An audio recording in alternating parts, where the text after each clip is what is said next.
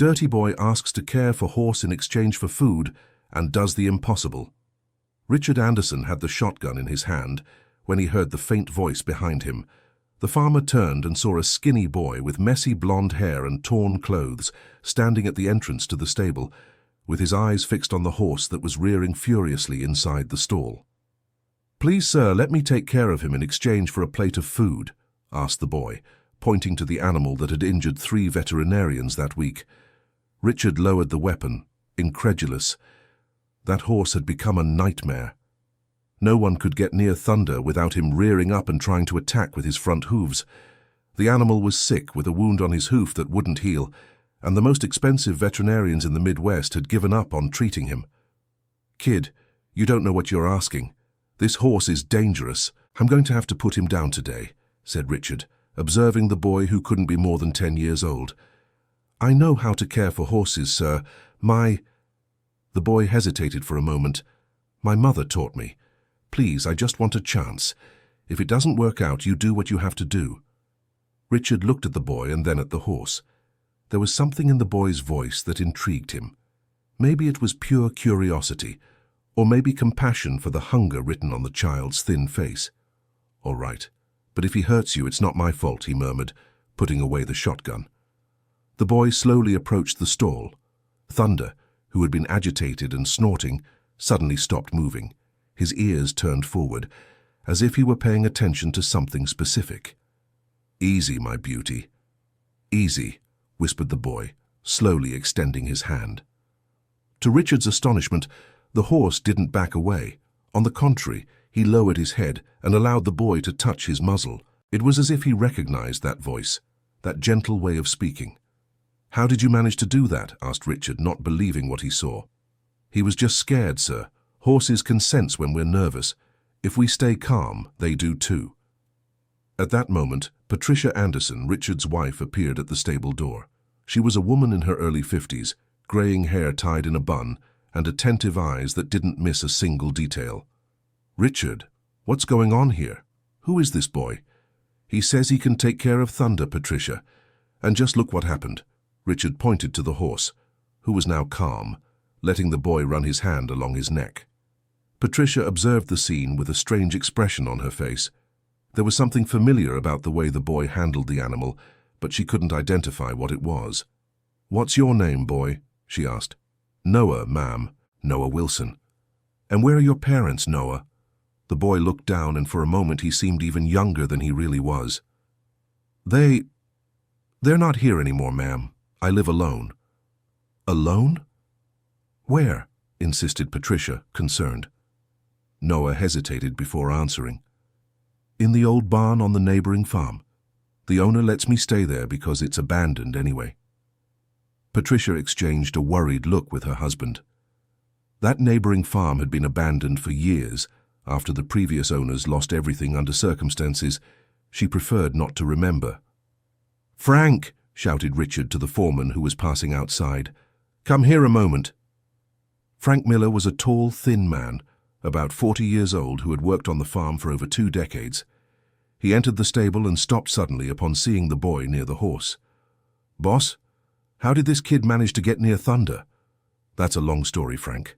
I want you to go to the old Taylor Ranch tomorrow morning and see if it's true that the boy is living there, and find out more about him." "You got it, boss." While the adults were talking, Noah continued to stroke Thunder. The horse seemed completely transformed, accepting the boy's touch as if he had known him for years. "Mr. Richard," said Noah, without taking his eyes off the animal, "do you have any medicinal herbs here on the farm? Rosemary, mint, those kinds of things." "What do you want that for?" "For his leg. My mother always said that nature has a remedy for everything. You just need to know where to look." Patricia moved closer, intrigued. "Your mother knew about medicinal plants." "She knew about many things, ma'am. She knew how to care for sick horses better than any vet." Richard was beginning to feel uncomfortable with the conversation. There was something about the way the boy spoke about horses and plants that brought back memories he preferred to keep buried. "All right, Noah, tomorrow we'll look into those herbs. For now, you've taken very good care of Thunder. Patricia, take the boy to the kitchen and give him something to eat." "Of course," said Patricia, but her eyes remained fixed on the boy for a few more seconds. Dear listener, if you're enjoying the story, please take a moment to like and especially subscribe to the channel. It really helps us who are just starting out. Now, continuing. In the kitchen of the main house, Mrs. Martha, the cook who had worked for the family for nearly 30 years, served Noah a generous plate of beef stew and bacon bits. The 60-year-old woman watched the boy eat with the voracity of someone who hadn't seen food in days. "Slow down, son. The food isn't going to run away," said Martha affectionately. Noah tried to slow down, but it was evident he was famished. Patricia sat at the table across from the boy. "Noah, how long have you been living on your own?" "About 6 months, ma'am." "And how have you been surviving? 6 months is a long time for a child." "I know how to get by. I fish in the creek. I know wild fruits that are safe to eat. And sometimes I do odd jobs on the farms around here in exchange for food." Martha shook her head, moved. "How sad, my God, a child this age having to fend for himself." "Your parents, how did they—" Patricia began to ask, but stopped upon seeing the pained expression on the boy's face. "They fell ill, ma'am. First my father, then my mother. There was no money for a doctor, and by the time we got help, it was too late." The story was vague, but Patricia sensed that pressing the matter would only cause the boy more suffering. She decided to change her approach. "And your mother? Did she work with horses?" "Yes, she did. She knew how to tame the wildest horses, heal the sick ones. People came from far away to ask for her help." Martha stopped washing the dishes and looked at the boy more intently. "What was your mother like, Noah? What was her name?" "Emily Wilson. She had dark hair, long hair, and always smelled of the outdoors and horses," said Noah with a nostalgic smile. Martha dropped the cup she was washing. The noise made everyone look at her. "Sorry, it slipped from my hand," she said, but Patricia noticed the cook had turned pale. "Are you all right, Martha?" "Yes, Mrs. Patricia. It's just nothing. It's not important." But Patricia knew Martha too well to believe it was nothing. The cook was clearly shaken by something the boy had said. After Noah finished eating, Patricia took him to see the rest of the property. The farm was extensive, with well-kept pastures, over 200 head of cattle, and a main house that was impressive in its elegance. "It's very beautiful here, ma'am," said Noah, looking around. "How long has Mr. Richard owned this farm?" "We bought this place about 15 years ago. It belonged to another family before, but they had to sell." Noah stopped walking for a moment. "The family that lived here before, did they raise horses?" Patricia hesitated. It was a strange question for a boy to ask. "Yes, they did."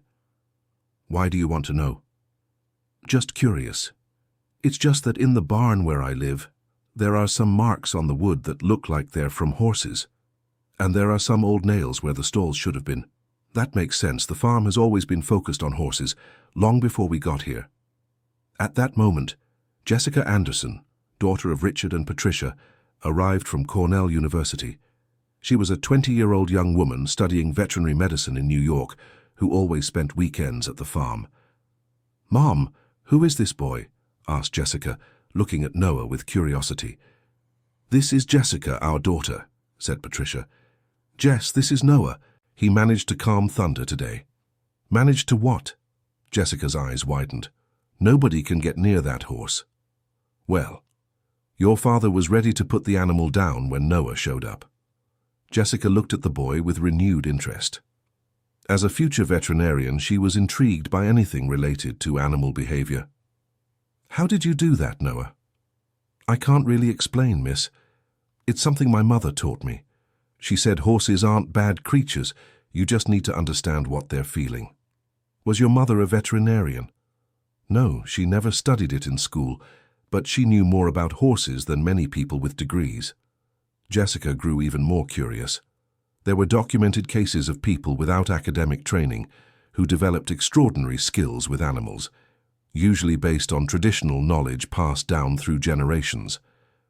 "Noah, would you like to show me how you do that with Thunder?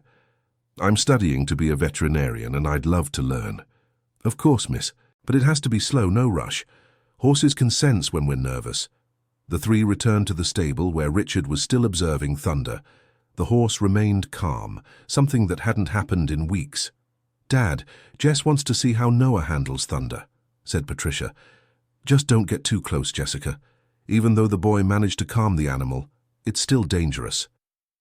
Noah approached the stall again, and once more, Thunder reacted completely differently than he usually did. The boy began speaking softly to the animal, words the others couldn't quite understand.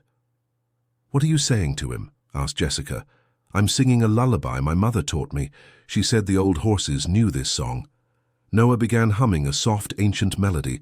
It was a song that seemed to come from far away, perhaps from past generations. Thunder lowered his head and moved closer, as if recognizing something familiar. Richard felt a chill down his spine. There was something about that melody that was strangely familiar, but he couldn't remember where he'd heard it before. "It's a very old lullaby," murmured Patricia. "My grandmother used to sing a similar one when I was a child." "Where did your mother learn this song, Noah?" asked Jessica. "She said her grandmother taught her, and her grandmother's grandmother. It was a family lullaby." At that moment, Frank appeared at the stable door with a worried expression on his face. "Boss, I need to speak with you in private." Richard left the stable with the foreman, leaving the women and Noah with the horse. Outside, Frank spoke in a low voice. "Boss, I went to check that barn like you asked. The boy really is living there, but there's something strange." "What?" "He has some things hidden under some loose boards. I didn't touch anything, but I saw there was an old photo and some papers." Richard grew tense. Old papers and photos could mean a lot of things, especially when it came to the old Taylor ranch.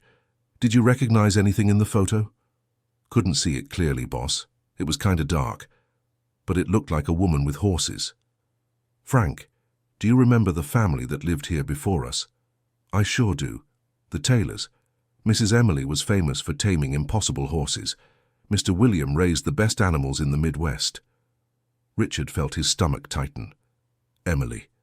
The boy had said his mother's name was Emily. "Frank, are you certain all the Taylors left the area when they lost the farm?" "Yes, boss. They left about 2 years after you bought the place. From what I heard, Mr. William got sick and lost everything, including his family." "What do you mean, lost his family?" "It's a sad story, boss. After he was accused of stealing horses and lost his reputation, the family fell apart. Mrs. Emily disappeared with their young son. No one ever heard from them again." Richard felt as if the ground was opening beneath his feet. If Noah was truly Emily Taylor's son, that meant the boy was the grandson of the farm's former owner, and worse, it meant Richard had participated, even indirectly, in the destruction of the boy's family. "Frank, don't say anything about this to anyone for now. I need to think about what to do." "Yes, boss, but may I make a suggestion?" "Go ahead." "Maybe it's better to find out the truth soon. These things have a way of coming out anyway." Richard returned to the stable, but his mind was elsewhere. Noah was still singing to Thunder, and the horse seemed completely hypnotized by the melody. "Noah," said Richard, trying to keep his voice steady, "you said your mother's name was Emily?" "That's right, sir." "And your grandfather? Did you ever meet your grandfather?" Noah stopped singing and looked at Richard with a cautious expression. "Yes, I did. Grandpa William. He taught me the first thing about horses before he got sick." The silence that followed was heavy. Patricia sensed the tension in the air, even without fully understanding what was happening. "Noah," she said gently, "do you know what happened to your grandfather's farm?" The boy lowered his eyes and his voice became almost inaudible. "Yes, ma'am. Someone said he had stolen horses. It wasn't true, but no one believed him. We lost everything." Jessica looked from the boy to her father, beginning to understand the situation. "Dad, this farm?" "It was his family's, Jessica," said Richard with difficulty. Noah raised his eyes, but there was no anger in them, only a deep sadness that shouldn't exist on the face of a 10-year-old child. "I know, Mr. Richard. I recognized the place the first day I came here. That's why I came back so many times, just to look from afar." "Why didn't you say anything?" "What good would it do? You bought the farm, honestly. It wasn't your fault. Patricia felt her eyes well up. The maturity and lack of bitterness in the boy's voice moved her deeply. "But you must have feelings about this, Noah. This was your family's home." "I miss it, ma'am. I miss it a lot. But my mother always said that holding on to anger in your heart is like drinking poison and expecting the other person to die." Richard had to lean against the stable wall. The wisdom of that boy was both inspiring and devastating. How could a child who had lost everything have so much serenity? "Noah," he said with a choked voice, "I need to tell you something, and I ask you to forgive me for what I'm about to say." The boy stopped petting Thunder and paid attention. "I didn't just buy this farm. I was one of the people who helped spread the rumors about your grandfather." The silence that followed seemed to last an eternity. Jessica covered her mouth with her hands, shocked. Patricia looked at her husband as if she didn't know him. "Richard, what are you saying?" she murmured. "I was starting my own business at the time. William Taylor was my biggest competitor in the Midwest. When the opportunity arose to discredit him, I helped spread the story that he was stealing horses." Noah remained silent, processing the information. His hands stopped moving on Thunder's neck. "It wasn't true, Noah. It was never true. Your grandfather was an honest man, and I knew that. But I was young, ambitious, and wanted to succeed at any cost." "Dad, how could you do that?" said Jessica, with tears in her eyes. "I can't change what I did, Jessica. But I can try to make it right." Noah finally spoke, his voice still calm, but now with a weight that wasn't there before. "Did you know my grandfather lost his will to live after no one believed him anymore?" "Noah. He spent the last years of his life wondering if he had actually done something wrong. Even knowing he was innocent, he began to doubt himself." Patricia could no longer hold back the tears. The pain in the boy's voice was almost unbearable. "Your mother, did she never talk about what really happened?" "Yes, ma'am. She always said Grandpa was innocent, but she also said it was no use holding grudges against those who wronged us. She said the important thing was to be a good person, no matter what others did." Richard slowly approached the boy. "Noah, I know I have no right to ask for forgiveness. I destroyed your family, caused the pain and suffering you went through. But I want to try to do something to make amends, even if it's never enough." Noah looked at him for a long moment. "Do you want to feel better, Mr. Richard?" The question took Richard by surprise. I want to do the right thing." "Then do it. But not for me. Do it because it's the right thing to do." The simplicity and wisdom of the answer left everyone in silence. At that moment, Martha appeared at the stable door, clearly agitated. "Mrs. Patricia, may I speak with you?" "Of course, Martha. What is it?" "It's about the boy. I remembered where I heard about Emily." Noah turned to the cook, interested. "You knew my mother?" "Yes, I did, my child. Your mother helped my sister many years ago. My sister had a horse that got sick, and all the veterinarians said there was no hope. Mrs. Emily managed to heal the animal just with herbs and a lot of care. And there's one more thing," continued Martha, looking directly at Richard. "I remember the day the rumors about Mr. William started to spread, and I know who was behind it." Richard closed his eyes, knowing his confession was only beginning to bring to light the whole truth about the past. "Martha, please, no, boss. The boy has the right to know everything. And you too, Mrs. Patricia." Noah looked from one adult to another, realizing there was much more to the story than he had imagined. "What else haven't you told me?"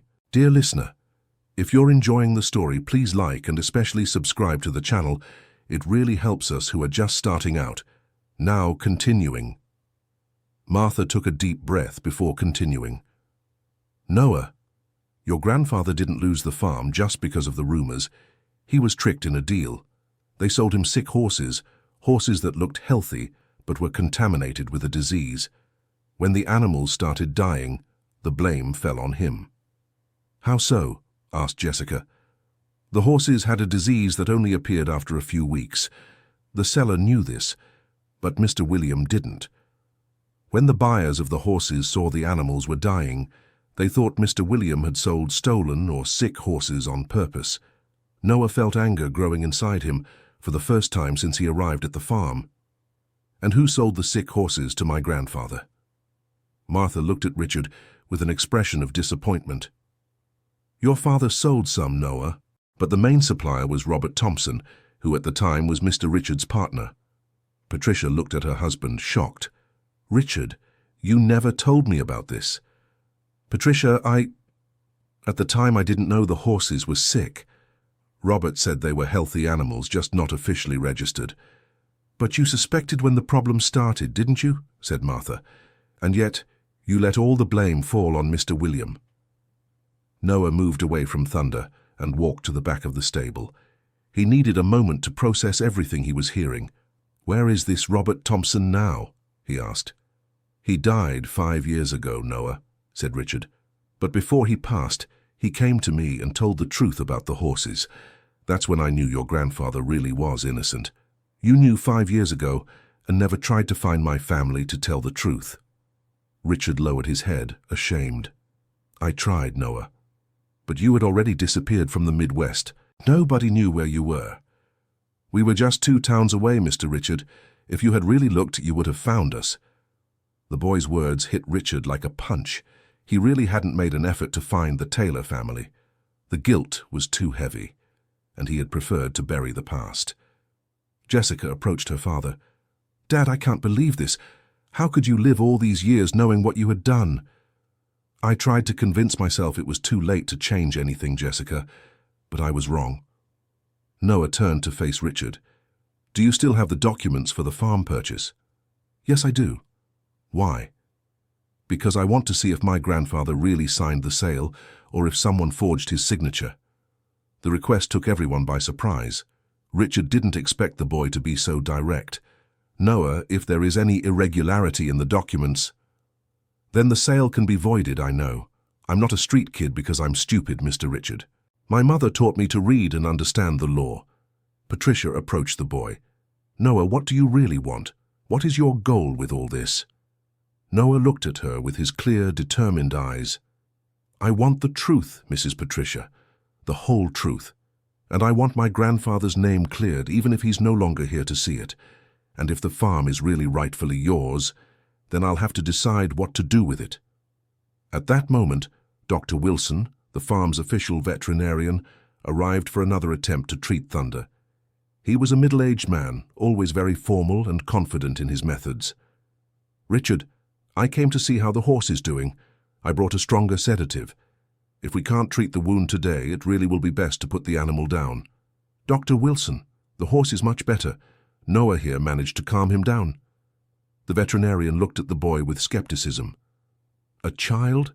Richard, horses are not toys. This animal is dangerous. See for yourself, said Noah, approaching Thunder. The horse, which had become agitated with the veterinarian's arrival, immediately calmed down when Noah started talking to him. Dr. Wilson was dumbfounded. How is this possible? This horse nearly tore my arm off last week. He was scared, Doctor.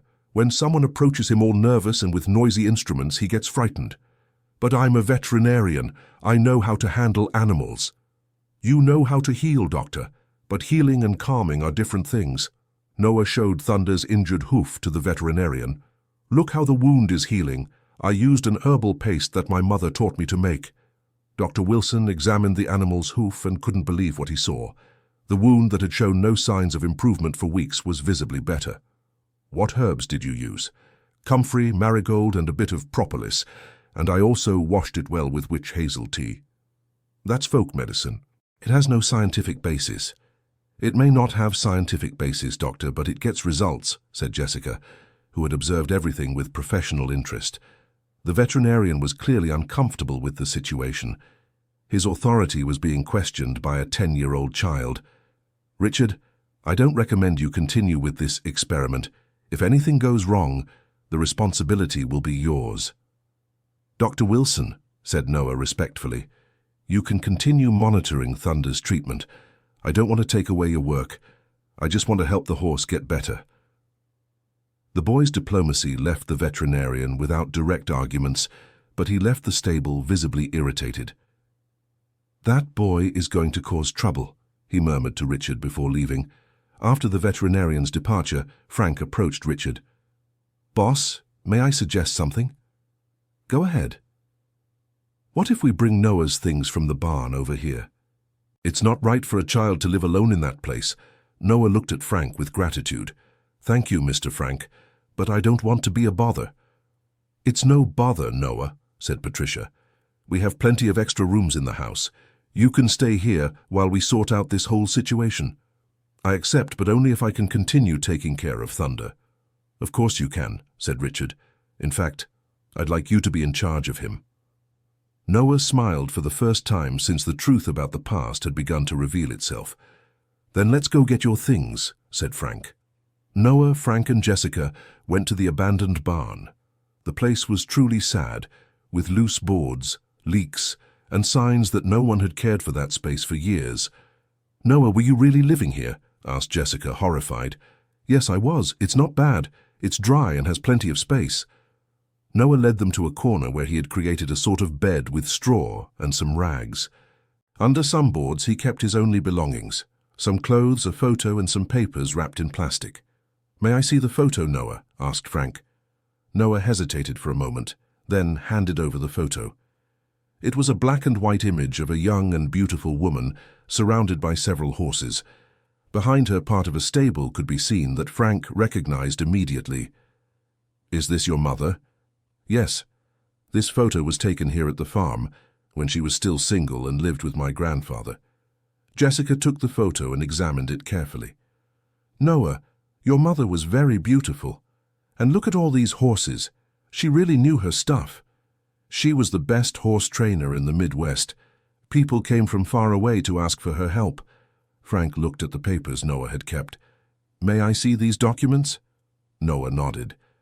Frank opened the package and found several old papers, including deeds, birth certificates, and some letters. Noah, these are important documents. You kept them very well. My mother said they might be useful one day. Jessica examined one of the papers. This one is a property record. It shows that this farm really belonged to your grandfather. And this other document? Asked Frank, holding a sheet with several signatures. Noah looked at the paper. My mother said that was the deed of sale, but she always thought there was something wrong with it. Why? Because my grandfather's signature looked different than usual. He was very sick when he signed it. He could barely hold the pen. Frank and Jessica exchanged a meaningful look. If the signature had been forged, that completely changed the farm's legal situation. Noah, we need to show these documents to my father, said Jessica. And also to a lawyer, added Frank. When they returned to the farm, they found Richard and Patricia talking on the porch of the main house. The atmosphere between the couple was tense. Clearly they had argued about the day's revelations. We brought Noah's documents, said Jessica, handing the papers to her father. Richard examined each document carefully. His face grew paler as he read. Noah, you're right about your grandfather's signature. It really looks different from the others I've seen. What does that mean? Asked the boy. It means that maybe the sale of the ranch wasn't legal. Patricia approached. Richard, if that's really the case, what are we going to do? We're going to do the right thing, Patricia. We'll hire a lawyer to examine everything properly and see what the real situation is. Noah looked at Richard with a serious expression. Mr. Richard, you don't have to do this. You could just pretend you didn't see anything wrong with the papers. Noah, I've already caused enough harm to your family. I won't cause any more. That night, Noah slept in a real bed for the first time in months. Patricia had prepared one of the guest rooms for him, with clean clothes and a hot meal. But the boy couldn't sleep. There was too much going on, too many revelations, too many possibilities. He got up and went to the window, which overlooked the stable where Thunder was. Even in the dark, he could hear the horse moving restlessly. Noah got dressed and slipped quietly out of the house. In the stable, Thunder was clearly agitated. When he saw Noah, the animal immediately relaxed. You can't sleep either, my friend, murmured Noah, stroking the horse's neck. Is it hard for you to understand all this too? Noah began to softly hum the melody that calmed Thunder. It was the same tune his mother used to sing when he was little and had nightmares. Noah! A voice said behind him. He turned and saw Jessica at the stable entrance. Sorry, Miss Jessica, I couldn't sleep and came to check on Thunder. No need to apologize. I was awake too. Jessica approached slowly. Can I ask you something? Sure. Are you angry with my father? Noah stopped humming and thought for a moment. I'm sad, miss. Very sad. But my mother always said that anger is like holding a hot coal in your hand, waiting for a chance to throw it at someone. In the end, you're the one who gets burned. Your mother seemed like a very wise person. She was. She went through a lot of bad things in life, but she never let that turn her into a bad person. Jessica leaned against the stall fence. Noah, can I tell you something? Of course. I'm ashamed of my father. Very ashamed. And I don't know how to live with that. Noah looked at her with compassion. Miss Jessica, your father did a very wrong thing. But today he told the truth. That has to count for something. Can you forgive him? I'm trying. It's not easy, but I'm trying. How can you be so balanced? You're just a kid. Noah smiled sadly. When you lose everything very early, you learn that holding on to anger only hurts more. And my mother taught me that forgiving isn't about forgetting what happened. It's about choosing not to let what happened control the rest of your life. Jessica felt her eyes well up. That boy's wisdom was both moving and humbling. Noah, no matter what happens with the ranch, I want you to know that I admire you, your strength, your kindness. Thank you, Miss Jessica. That means a lot to me. They stood in silence for a while, listening only to Thunder's calm breathing and the nighttime sounds of the ranch. Noah, can I ask you one more question? Sure.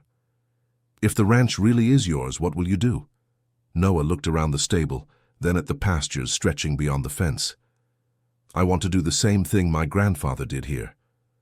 Raising horses, caring for them, teaching others to love animals like my family always has.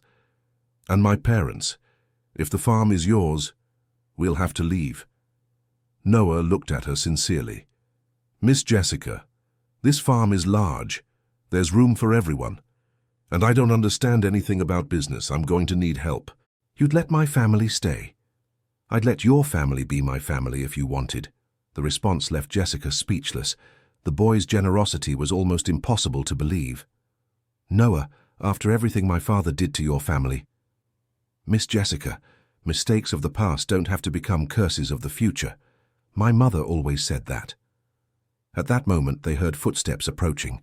Richard appeared at the entrance to the stable, clearly worried. Noah, Jessica, are you all right? I saw a light here and got concerned. We're fine, Dad. We just couldn't sleep. Richard looked at the boy. Noah, are you worried about something specific? Mr. Richard, may I ask a question? Of course. If it turns out the farm really is mine, will you be angry with me? Richard approached slowly. Noah, I will be relieved, because I'll finally be able to correct, at least in part, the mistake I made. And if I decide to split the farm, half for me, half for you, half for... Richard fell silent for a long moment. Noah, if the farm is rightfully yours, you owe us nothing. We are the ones who owe you. But I don't want to owe or be owed, Mr. Richard.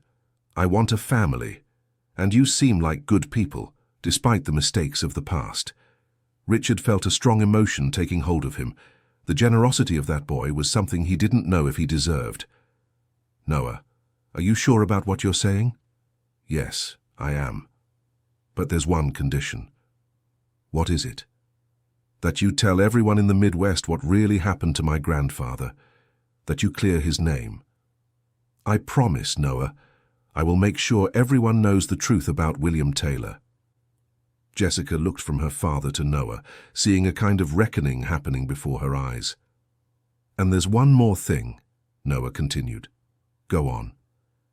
I want to turn a part of the farm into a place where orphaned children can come to learn how to care for horses, so they can have a chance that I almost didn't have. Richard felt a tear roll down his face. Noah, that would be wonderful. So it's a deal. It's a deal. Noah extended his small hand to Richard, who shook it firmly. Are we a family now? Asked the boy. We are a family now, confirmed Richard. Jessica could no longer hold back her tears. She hugged Noah tightly. Thank you, she whispered. Why? for teaching us what real forgiveness is. Dear listener, if you're enjoying the story, please take a moment to like and especially subscribe to the channel. It really helps us who are just starting out, now continuing. The next morning, Richard called Walter Johnson, the best lawyer in the Midwest, to examine Noah's documents. Dr. Walter was an experienced man who knew rural property laws well. "Richard, I need to see the original purchase documents for the farm too," said the lawyer over the phone. "Of course, Walter. I'll gather everything, and I want you to know that if there are any irregularities, this could complicate the legal situation a great deal. I understand, but it's what has to be done." Meanwhile, Noah spent the morning in the stable with Thunder. The horse was visibly better, accepting food normally and allowing Noah to examine his injured hoof. "It's getting better, my friend," said Noah, applying a new layer of the herbal paste to the wound. Martha appeared in the stable carrying a tray with breakfast. "Noah, I brought a snack for you. You can't go without eating properly." "Thank you, Mrs. Martha." The cook approached Thunder, who now allowed other people to come near when Noah was present.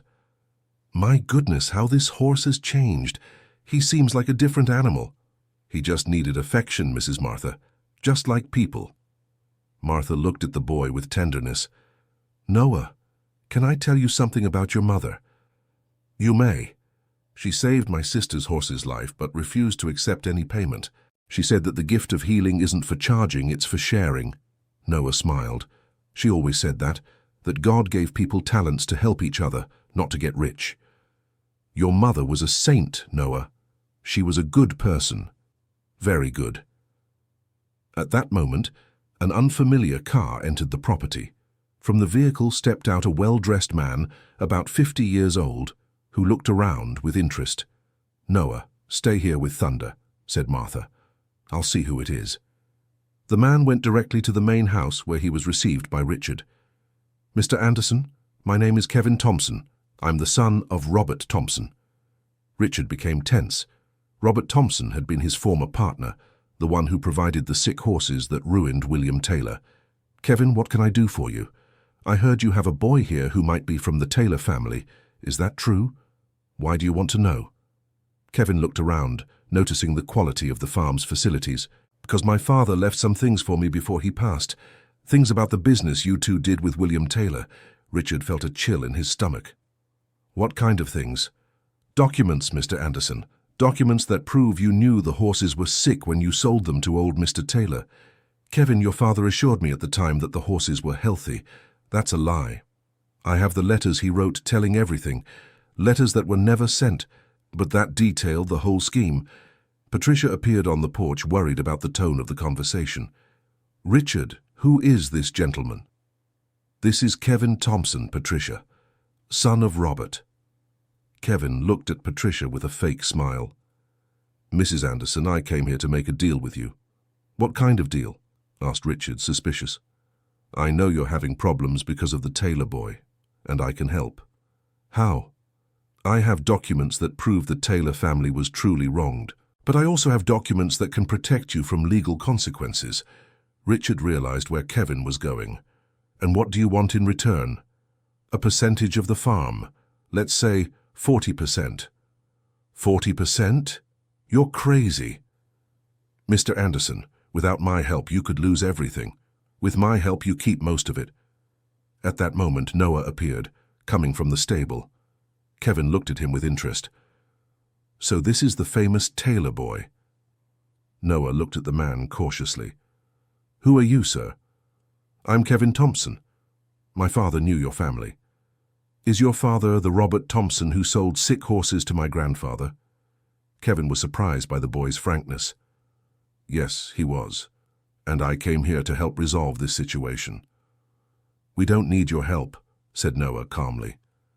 "Kid, you don't understand the legal complication this could become. Your grandfather signed documents. Even if he was deceived, the law is complicated." Noah looked at Richard. "Mr. Richard, is this man trying to blackmail you?" The direct question made Kevin uncomfortable. "It's not blackmail, kid. It's a fair deal." "It doesn't seem fair to me," said Noah. "It seems like you want to take advantage of a bad situation to gain something." Kevin tried to change his strategy. "Noah, you're too young to understand these things. Let the adults handle it." "I may be young, Mr. Kevin, but I'm not foolish. And my mother taught me to recognize when someone is trying to deceive me." Jessica arrived at that moment, coming from Cornell University. She immediately noticed the tension in the air.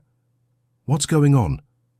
"This gentleman is trying to blackmail your father to get part of our farm," explained Noah. Kevin turned red with anger. "Impertinent kid, you don't know who you're talking to." "Yes, I do. I'm talking to the son of the man who helped destroy my family." Noah's response was so direct and calm that it left Kevin speechless for a moment. "Noah, you have to understand that things aren't so simple." "Things are simple, yes, Mr. Kevin. Right is right and wrong is wrong. You're trying to profit from the suffering your father caused. That's wrong." Richard stood by Noah's side. "Kevin, I think you'd better leave. We're not interested in doing business with you. Mr. Anderson, you'll regret this. Without my help, you might lose everything to this boy. If we lose, we'll lose doing the right thing," said Richard. Kevin looked around, realizing he had no support from anyone. "You're fools, all of you." "Maybe we are," said Noah, "but we'd rather be honest fools than dishonest smart people." Kevin left the farm clearly irritated, but without getting what he wanted. After his departure, Patricia approached Noah. "Noah, how did you have the courage to stand up to that man like that?" "Mrs. Patricia, my mother always said that we shouldn't be afraid to speak the truth, especially when someone is trying to do something wrong. But he could have become dangerous. Men like him are only dangerous when we're afraid of them. When we're not afraid, they become just small men trying to seem big." Jessica hugged Noah. "You're amazing, you know that? I just did what I thought was right." That afternoon, Dr. Walter Johnson arrived at the farm to examine the documents. He was a serious man, about 60 years old, with an impeccable reputation in the Midwest. "Richard, you told me a very complicated story over the phone. Let's see what these papers tell us." Noah, Richard, Patricia, and Jessica gathered in the living room of the main house. Dr. Walter spread all the documents on the large table and began examining them carefully. "Dr. Walter," said Noah, "can you explain what you're looking for?" "Of course, Noah. I'm comparing your grandfather's signature on the different documents to see if they're consistent." The lawyer picked up a magnifying glass and examined the signatures more closely. Interesting. What is it?" asked Richard. "The signatures are noticeably different. Not just the shape of the letters, but the pen pressure, the hand tremor. Everything indicates that this signature on the deed of sale was made by someone who was very debilitated." "My grandfather was very sick at the time," said Noah. "Yes, but there's one more thing. This signature has characteristics that suggest it may have been, let's say, assisted." "What do you mean?" asked Jessica.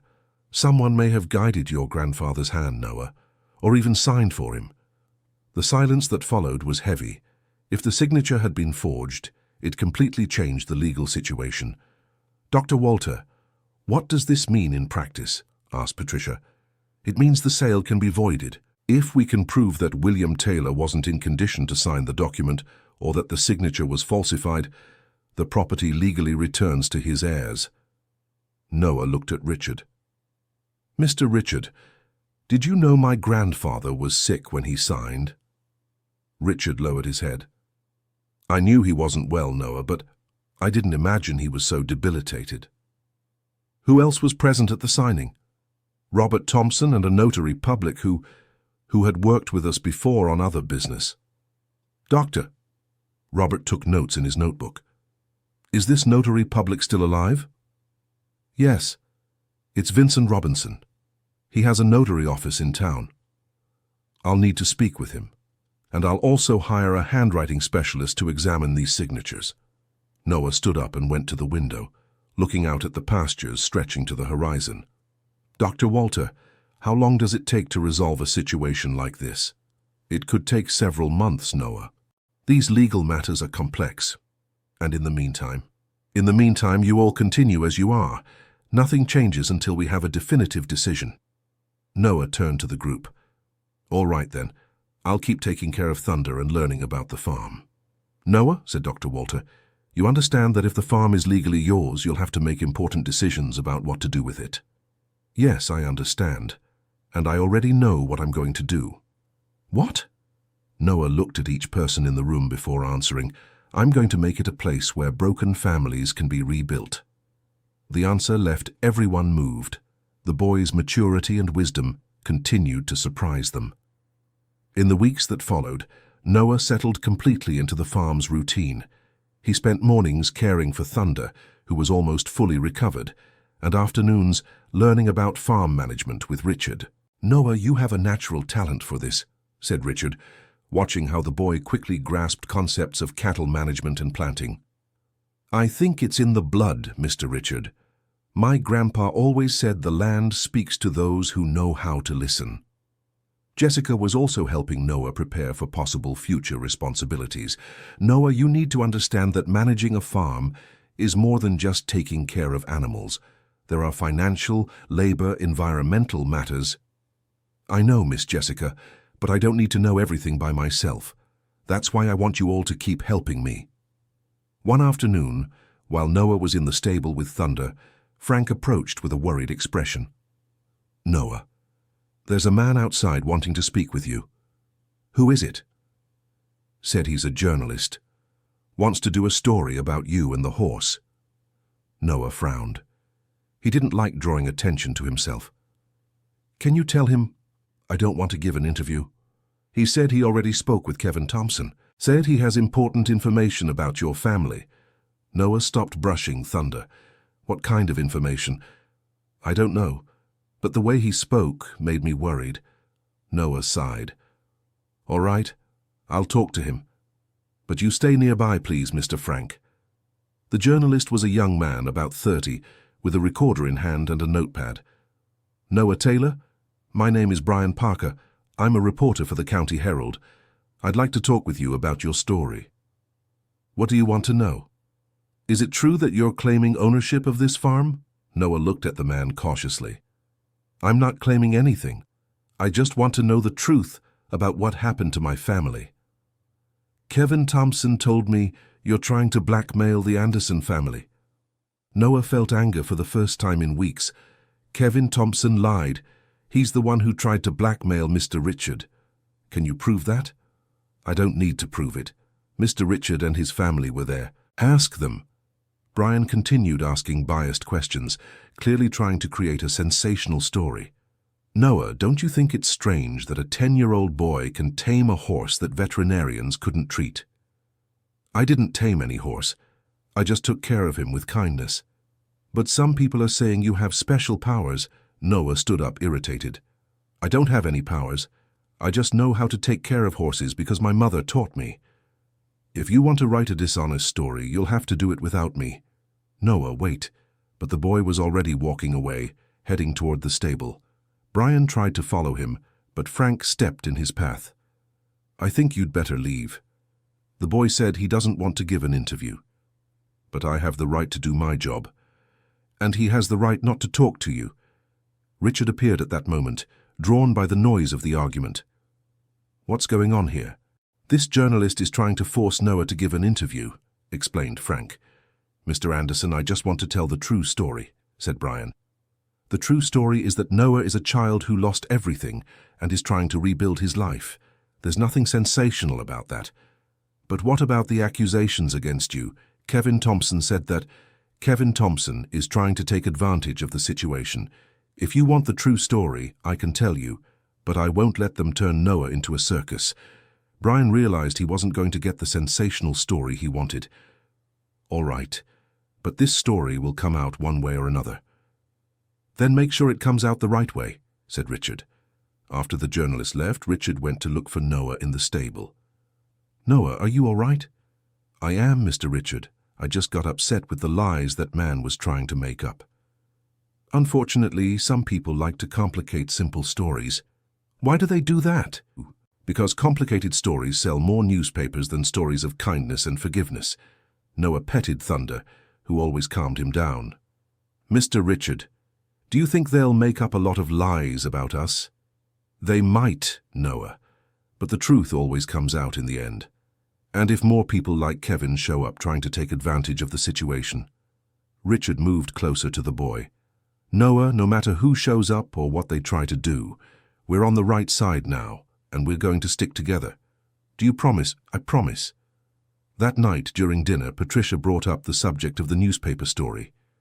Richard, do you think we should worry about what that journalist might write? Not too much. The people in the Midwest have known us for years. They know what kind of family we are. But what if he makes things up about Noah? Noah looked at Patricia. Mrs. Patricia, my mother always said that those who live right don't need to fear the truth. And those who lie always end up being found out. You're right, Noah, but sometimes I worry about you. You're too young to have to deal with so much pressure. I'm fine, Mrs. Patricia, especially now that I have a family to help me. Jessica smiled at Noah. And we'll always help you no matter what happens. Thank you, you're the best people I've ever known. Martha, who was serving dessert, commented, Noah, you brought new life to this house. Ever since you arrived, it seems like everyone has been happier. It's true, confirmed Patricia. This house needed someone like you. Noah smiled, but then turned serious. There's one thing I want to ask you all. What is it? Asked Richard. When the documents are ready and we know the truth about the farm, I want to have a ceremony. What kind of ceremony? I want to officially clear my grandfather's name. I want the whole Midwest to know that he was innocent. Richard nodded solemnly. Noah, that's an excellent idea. And I want to be the first to apologize publicly for what I did. It's not about apologies, Mr. Richard. It's about truth. It's about making sure my grandfather's memory is honored. And it will be, Noah. I promise it will be. 2 weeks later, Dr. Walter called with important news. Richard, the handwriting expert, finished analyzing the signatures. And the result? The signature on the deed of sale definitely wasn't made by the same person who signed the other documents. Richard felt his heart race. Are you sure? Absolutely, and there's more. We spoke with Notary Public Vincent Robinson. He admitted he was pressured by Robert Thompson at the time to accept a signature he knew was irregular. My God! Richard, legally speaking, the sale of the ranch is null and void. The property rightfully belongs to Noah. Richard went to find Noah, who was in the stable giving Thunder a bath. Noah, Dr. Walter called. He has news. Good or bad? Depends on your point of view. The ranch is legally yours. Noah stopped brushing the horse and looked at Richard. Are you sad, sir? No, Noah. I'm relieved. Justice has finally been served. And now? Now you decide what you want to do. Noah approached Richard. Mr. Richard, do you remember our conversation about dividing the ranch? I do. I still want to do that. Half for you, half for me. But I want it to be official, on paper. Noah, are you sure? This entire ranch is rightfully yours. Mr. Richard, this ranch is only worth something if there's love in it. And the love you all have put into it over the last 15 years counts too. Richard felt his eyes well up. Noah, you are too special for this world. I'm not special, Mr. Richard. I just learned that the good things in life get better when we share them. That night, the whole family gathered to discuss the next steps. Noah has decided to split the ranch with us, announced Richard. Noah, are you sure? Asked Patricia. Yes, I am. But I want to make some changes. What kind of changes? Asked Jessica. I want to turn part of the ranch into a recovery center for abandoned or mistreated horses. And I want to create a program to teach orphaned children how to care for animals. Martha clapped her hands. What a wonderful idea, Noah. And I want Mr. Richard to be my partner and teach me everything about management. And I want Miss Jessica to be the official veterinarian for the center. Jessica stood up and hugged Noah. I would love that. And Mrs. Patricia can handle the social part, helping the children adjust. Patricia was clearly moved. Noah, it would be an honor. And Mrs. Martha would continue to be our cook, because no one makes better food than her. Martha wiped her eyes with her apron. This kid is going to make me cry tears of joy. Noah looked around the table, seeing the happy faces of his new family. Then it's decided. We'll turn this ranch into a place where love overcomes pain. End of the story. So what did you think of this touching story of Noah and his journey of forgiveness and rebuilding? Tell us your opinion in the comments. Would you do the same as Noah if you were in his situation? This story teaches us that love and forgiveness can transform even the most difficult situations. If you liked it, don't forget to leave your like and subscribe to the channel so you don't miss other touching stories like this one.